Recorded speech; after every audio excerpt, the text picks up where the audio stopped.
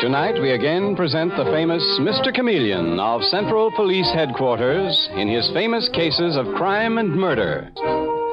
Mr. Chameleon, as you know, is the famous and dreaded detective who frequently uses a disguise to track down a killer. A disguise which at all times is recognized by the audience. Tonight, we give you Mr. Chameleon in The Dream House Murder Case.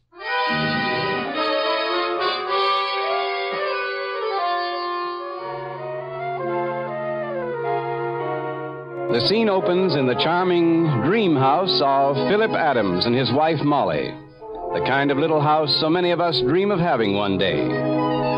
But over this one, the clouds of murder are slowly, ominously gathering as we hear Philip say, Molly, do you still think this is the most wonderful house in the world? Of course I do, Philip. And so do you. I did at first, but now... Now what, silly? Oh, Molly, do you ever get a feeling there's something strange about it? What? Something dreadful. Something fearful. What on earth are you talking about, Philip? Molly, I've got to tell you the truth. I can't stand living here any longer. But, Philip, it's our dream house. Oh, but there are other dream houses, dear. We can sell this one and buy another. But, Philip... I have a premonition. If we keep on living here, something unspeakably terrible will happen to us. Philip, darling, you've been working too hard. You're getting unwholesome ideas. You need a rest. Rest? When I walk the floors of this house all night, think of it all day, let's get rid of it. You love me, don't you? Yes, dear. And that's why I won't let you give up our dream house. Oh, that's the doorbell. I'll answer it. Oh, Mrs. Wall, come in. While you were out, somebody left this package for you at my house, Molly. Oh, thanks, Mrs. Wall. Oh, no trouble at all, Molly. Oh, good evening, Philip. How are you? I'm all right, Mrs. Wall. But Molly thinks I'm crazy. What? Oh, I don't think any such thing. I wish you'd help me convince Molly we should sell this house. Philip has a silly idea something dreadful will happen to us if we stay living here. I'll go mad if we don't get out. I can't stand it another day. Well, I guess that's something for you to settle between yourselves. I've got to run back home. Bye. Bye. Well, I wonder what's in this package. I don't remember ordering anything. Look, Philip. It's a perfectly beautiful cake. Throw that cake away, Molly. You don't know where it came from. It may be poisoned. It comes from Ballard's Bakery, and they don't make poisoned cake. I tell you, throw it away. Just to show you how silly you are, Philip, I'm going to cut a piece and eat it. Don't eat that, Molly. Silly?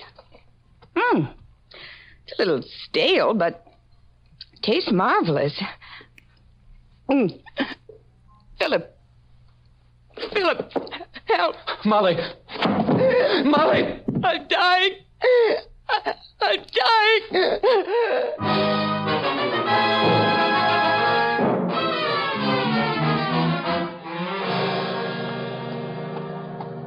This is the house, Mr. Chameleon. Mm-hmm. There's a gray-haired woman at the door. Are you the police? Yes. I'm Chameleon, and this is Detective Arnold. Well, my name is Mrs. Wall. I live next door. I see. The poor murdered lady's husband's all done in. Got him stretched on a sofa in there. His name is Philip Adams, and his murdered wife is Molly. Is that right? Yes, Mr. Chameleon. Her body's in there. Mrs. Wall, do you know what happened here? I just got here myself, Mr. Chameleon. And Philip was so mixed up he couldn't talk. Poor man. All right, come along, Dave. We look at the body.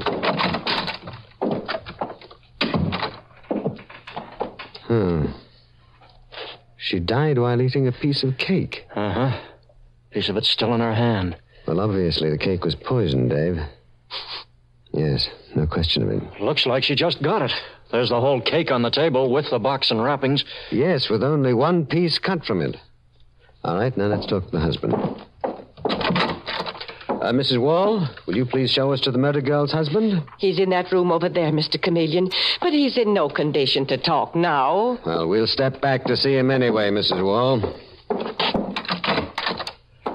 Are you Philip Adams? I'm Chameleon of the police. What? I knew something like this would happen if Molly and I stayed on in this accursed house. She called it a dream house. I had a premonition it was a murder house. What gave you that idea, Philip? I don't know. I just had it, that's all. Well, your wife met her death by a piece of cake that was poisoned. I don't get the connection between it and this house. I begged her not to touch that cake, Mr. Chameleon. Oh, but she thought I was crazy.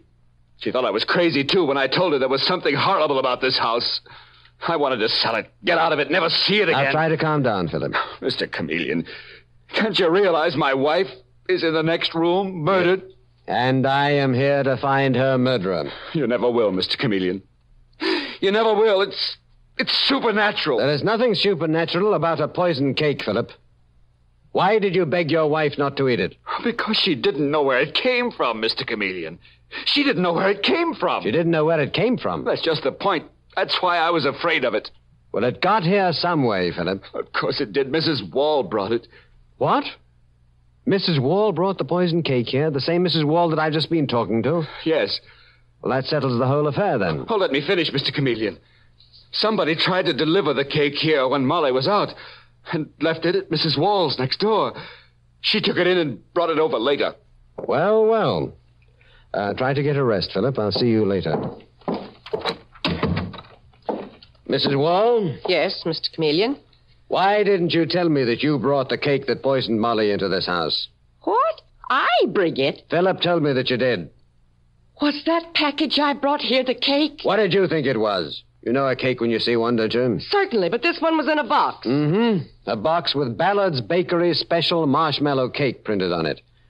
What's the answer to that? Don't try making out I killed Molly Adams. Why should I poison her? I have no idea. All I know is that you brought the cake here that killed her. I didn't know it was a cake. It was all done up in heavy wrapping paper. Exactly where did you get that cake, Mrs. Wall?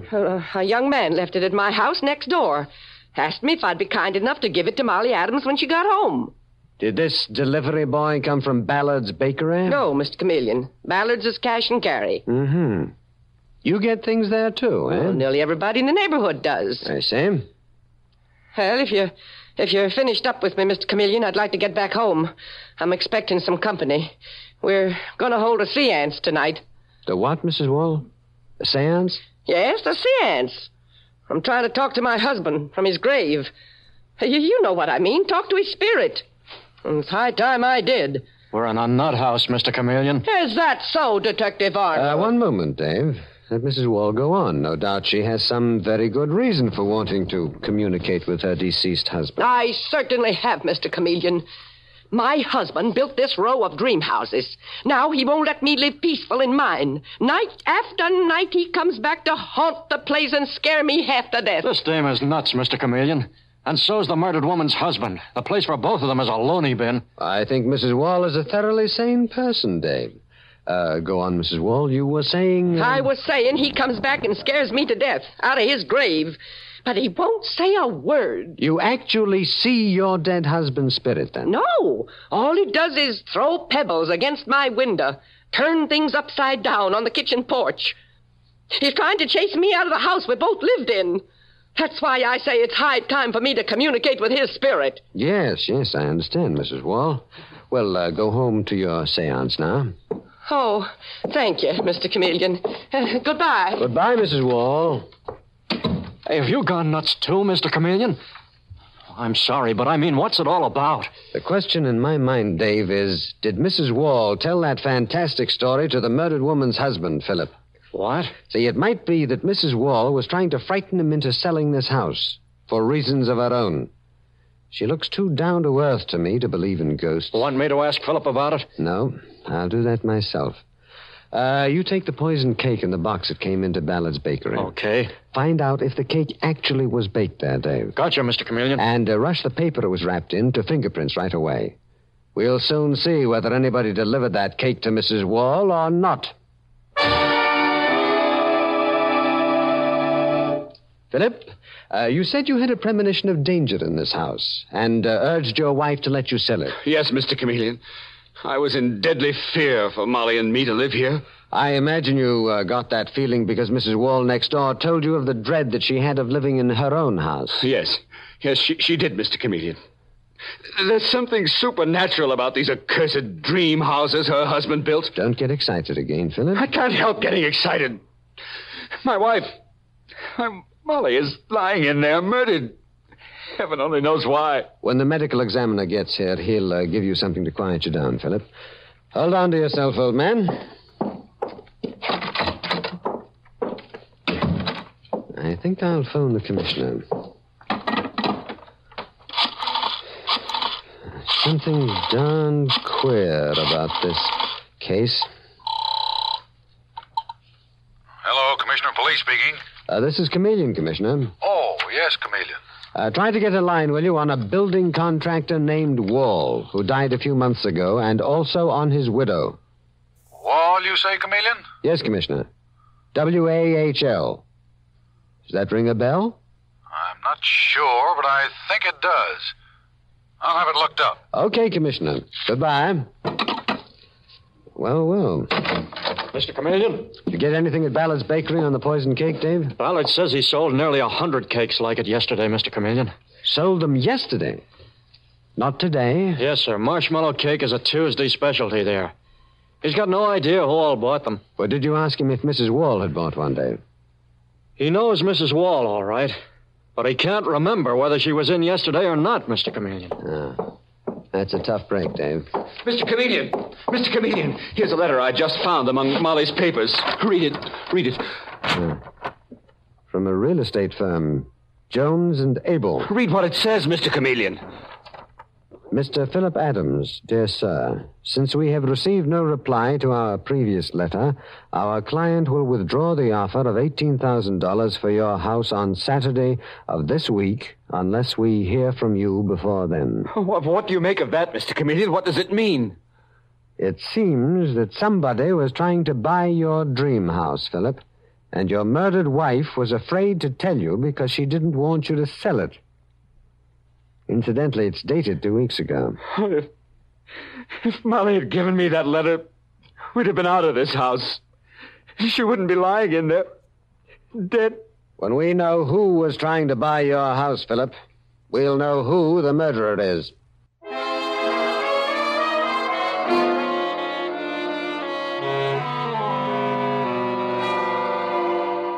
Mr. Chameleon and the Dream House murder case continues in just a moment.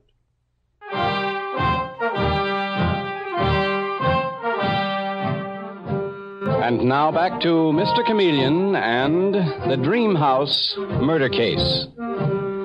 When Molly Adams is murdered by poison in the charming little home which she had called her Dream House, Mr. Chameleon learns that her husband, Philip Adams, had a morbid fear of the place. A next-door neighbor, Mrs. Wall, whose dead husband built the house, is also involved. But Mr. Chameleon has just discovered that someone has been trying to buy the house, and a few minutes later, we see him and Detective Dave Arnold in the real estate office of Jones and Abel. We hear Mr. Chameleon saying to a young woman seated at a desk in the residence sales department, I'm Chameleon of Central Police Headquarters, and this is Detective Arnold. Oh, yes, I've read about you in the papers, Mr. Chameleon. My name is Lucy Pearson. Well, I've spoken to your employers, Lucy, and they tell me that you made an offer in behalf of a client to purchase a house owned by a Mr. Philip Adams. Yes, I did, Mr. Chameleon. But Mr. Adams never answered our letters. Who was the client that made the offer, Lucy? Why, it was made by a Mrs. Otto Wall. She lives next door. You say that Mrs. Wall was your client? Are you certain of that? Oh, yes. Mrs. Wall's husband built a whole row of houses on that street before he died. He advertised them as your dream house. They were lovely houses at the price. Philip Adams' wife, Molly, was murdered in one of those houses. What? Mr. Adams' wife murdered? What a dreadful thing to happen. I guess Mrs. Wall is glad now that Mr. Adams didn't accept her offer. It's almost impossible to sell a house where a murder took place. Did Mrs. Wall mention why she wanted to buy Mr. Philip Adams' house? No. I guess she didn't like them as neighbors. I may ask you to testify that Mrs. Wall made that offer through you, Lucy. Yes, Mr. Chameleon. Good girl, Lucy. Goodbye. Goodbye, Miss Pearson. I told you that Wall woman was bugs, Mr. Chameleon. She's yowling about being afraid of living in her own house because of her old man haunting it. And then we find out she's trying to buy the house next door. Plain nuts. Uh-huh. Very queer, Dave. Let's get back to headquarters. The commissioner will have a report on my desk. The name Wall rang a bell in his mind. And I think it's also ringing one in mine.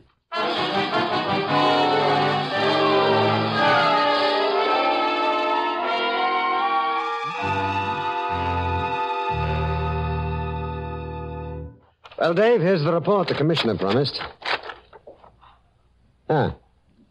Mrs. Wall's late husband, Otto, got a stretch for bank robbery years ago. That fits in with these. Huh? Oh, they're $20 gold pieces.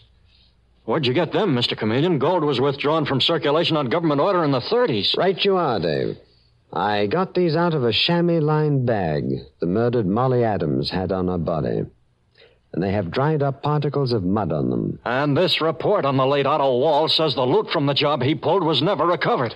Everything ties together, Dave. Let's start moving. Where to, Mr. Chameleon? To that Wall dame's house? Where else, Dave?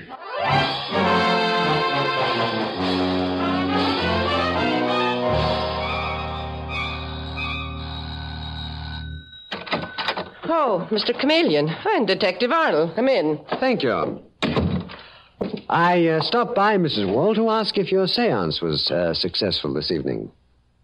Did you make contact with your dead husband's spirit? No, nothing come off. What's more, he was throwing pebbles against my window right before you came. He's trying to drive me out of this house, doing it from his grave, Mr. Chameleon. Mrs. Wall, would you know a $20 gold piece if you saw one? Oh, what's that got to do with my husband's spirit haunting me, Mr. Chameleon? Here are 3 of them, Mrs. Wall. So what? I found them on the body of Molly Adams, your next-door neighbor. I think she found them in an unfinished part of the cellar in her house. Huh? Is that where your husband buried the loot he robbed a bank to get? Is that why you attempted to terrorize Philip Adams into selling his house to you? What? Me? Tried to buy that house? Oh, come now. We have a credible witness that you did.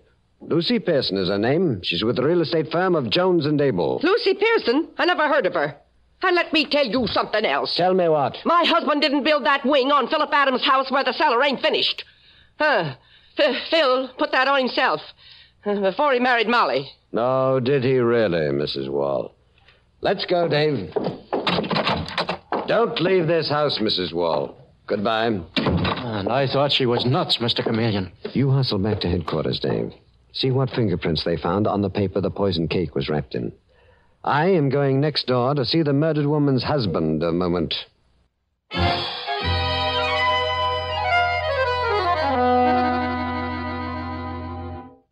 Philip, I must know something from you. What, Mr. Chameleon? What? Who built the extra wing on this house? Mrs. Wall says that you did. I don't believe her. Mrs. Wall built it herself.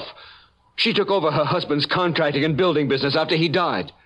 These 3 $20 gold pieces. What? They were in a chamois bag on your wife's body. Did she ever mention them to you? Oh, no. Where did my wife, Molly, get them, Mr. Chameleon? I don't know yet, Philip. Now, don't say anything to Mrs. Wall about them. You be very careful that you don't. Oh, I won't. I promise not to, Mr. Chameleon. The reason I tell you is that we have evidence that Mrs. Wall is the client who tried to buy your house. What? Well, then she'll try to kill me, too. I've warned her not to leave her house. Now, take it easy, Philip. Good night. Trying to buy Molly's dream house, was she? Well, I won't sell it. I'll stay here till Molly's killer is brought to heel. Well, for your sake, I hope I can do that, Philip.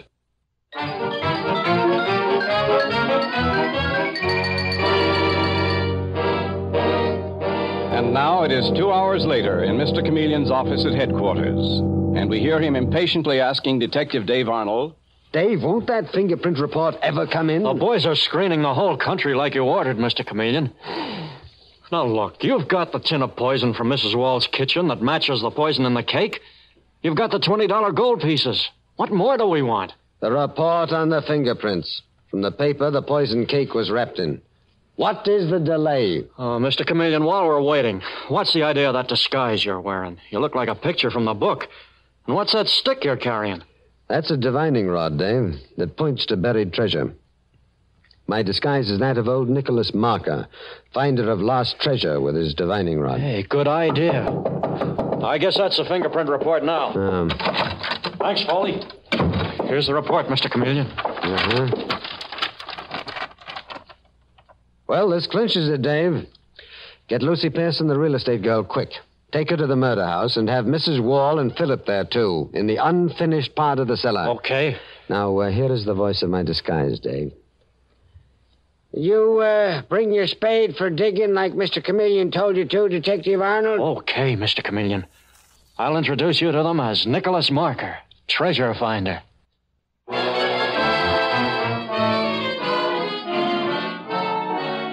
And a few minutes later, we hear Mr. Chameleon speaking in the voice of his disguise as he enters the earth-floored cellar of the murder house. You, bring that spade for digging like Mr. Chameleon told you to, Detective Arnold? Who is this man, Detective Arnold? I'm, old Nicholas Marker. Guess you're Mrs. Wall, huh? Yes, I am. What are you doing here? See this divining rod in my hand, Miss Wall? Magic, ma'am. When I hold it this way, point to buried gold. That is, if there's any here. Think I believe in that kind of poppycock? Mr. Chameleon told me you believe in spirits haunting you, ma'am. This divining rod's no different. Get on with your work, Nicholas. Don't lose time gabbing. Okay, Detective Arnold. Start in this corner. Look, divining rod points over there. Dig that spot up. Now, let's find out. In all my born days, I've never seen such nonsense. Shut up, Mrs. Wall. Jump and catch your divining rod is right, Nicholas. Look at this. A box of $20 gold pieces. I told Mr. Chameleon this wing to the house was built after my husband died. Mr. Chameleon told me, too, ma'am, but this was the backyard then. Mr. Chameleon figures you tried to buy this here dream house to get the loot your robber husband stashed here. Sure, Nicholas. And when Mrs. Wall couldn't buy it, she dished up a poison cake to Mr. Philip Adams' wife because the poor girl wouldn't give up her dream house. That's a lie. I didn't know my husband had buried the loot here. Oh, but maybe that's why he's been haunting me.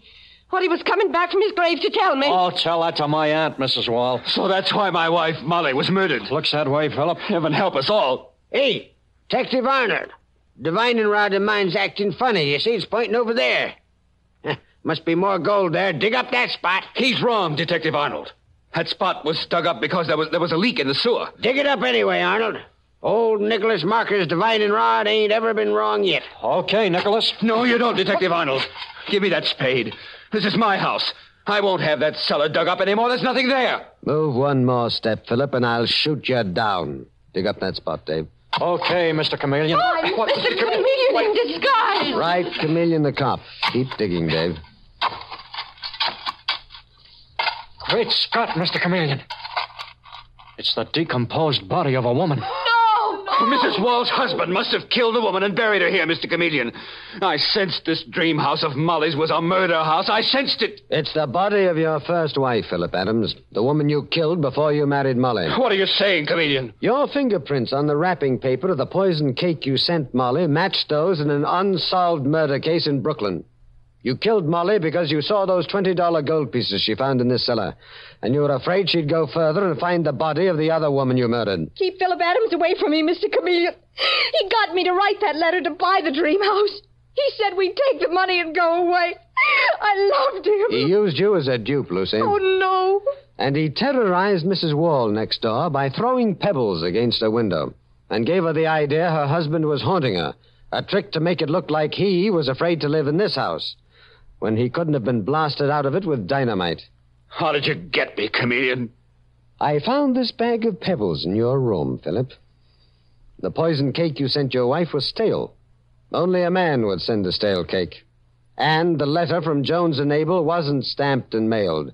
You brought it here yourself. The case looked complicated, but it wasn't. All right, Dave, take him. The dream house murder is solved.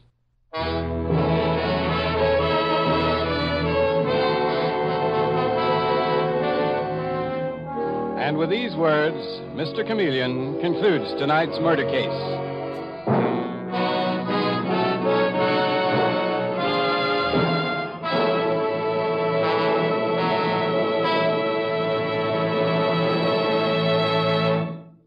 Listen next Wednesday night at this same time for Mr. Chameleon, the Man of Many Faces. The part of Mr. Chameleon is played by Carl Swenson, with dialogue written by Frank Hummert from the original story by Frank and Ann Hummert. It is directed by Richard Leonard, with music by Victor Arden. Your announcer is Howard Claney.